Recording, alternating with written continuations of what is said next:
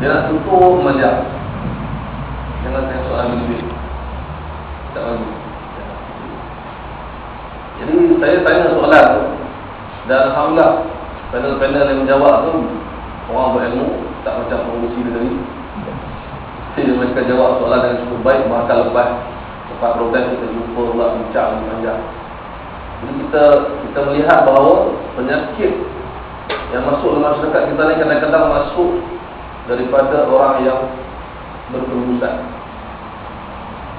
Kita tengok ustaz bersemayam. Contoh, kalau dia bersemayam begini-begini, ni orang kumpulan ni.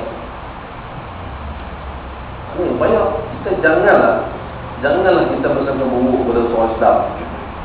Kita pergi Mekah boleh pula kita terima benda lain-lain daripada kita kan. Kita pergi Mekah macam-macam jenis manusia. Cara dia buat kadang-kadang kita jadi geleman, ataupun kita rasa rimat. Kita tak faham tapi kita kata tak faham dengan hak lain. Boleh pula. Kita tak marah kan. Saya kata ustaz saja orang Islam macam kita. Cuma dia, kalau orang Afrika dia mazhab Maliki, kalau orang sebelah India dia Hanafi. Kita boleh pula terima kelainan. Bila balik Malaysia kita nak marah orang.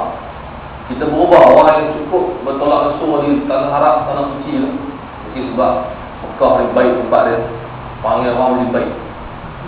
Bila balik kampung, dia main setelah lama. Tengok orang ni pelik sikit lah, ni orang mana, ini mazhab mana, datang dari mana. Jadi kita susah.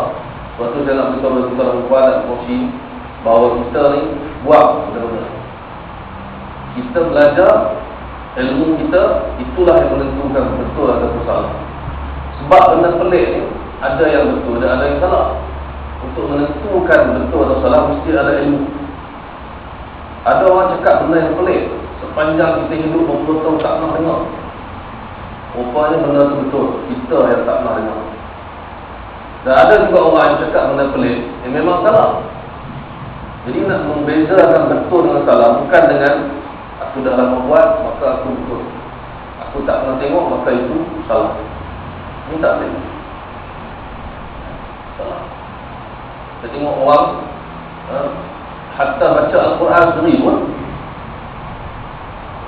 ada orang sebut kepada saya Imam Mekah baca Quran salah. Orang Melayu pun cakap, tapi dia hafal Quran lah. Dia hafal Quran, dia 30 juzuk hafal. Masya Allah. Dia ingat Quran sungguh-sungguh. Tapi dia kata kat saya, Imam Masjidil Haram tu baca tak betul. Subhanallah. Dia cakap senang. Pemilihan imam tu pun susah. Dengan segala PhD dan segala penjelasan 10 kali. Kita ni tiba-tiba buat penilaian tu salah. Orang kita gopoh buat penilaian. Ini bila dia tengok tu benda yang dia suka, maka benda tu betul. Satu hal lagi, silap penilaian. Dia seronok sesuai dengan jiwa dia, maka dia terus terima mengatakan benda ni betul. Dia tak menggunakan ilmu yang dia ada.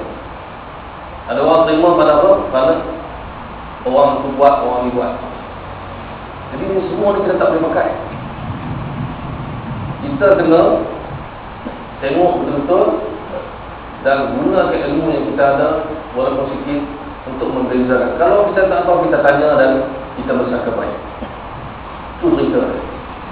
Saya duduk dalam seminar 3 hari tu, berkumpul dengan orang yang semua ni, ramai yang prof, doktor, prof semua ya. Saya nyata tengok perangai sebahagian, tak semua orang. Sebahagiannya yang suka menghukum secara umum. Secara umum.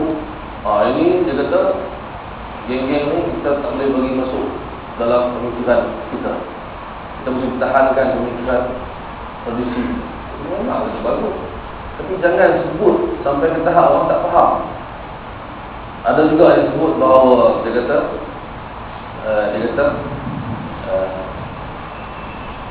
kita tak mau pemikiran yang ganas, ekstrim, melampau.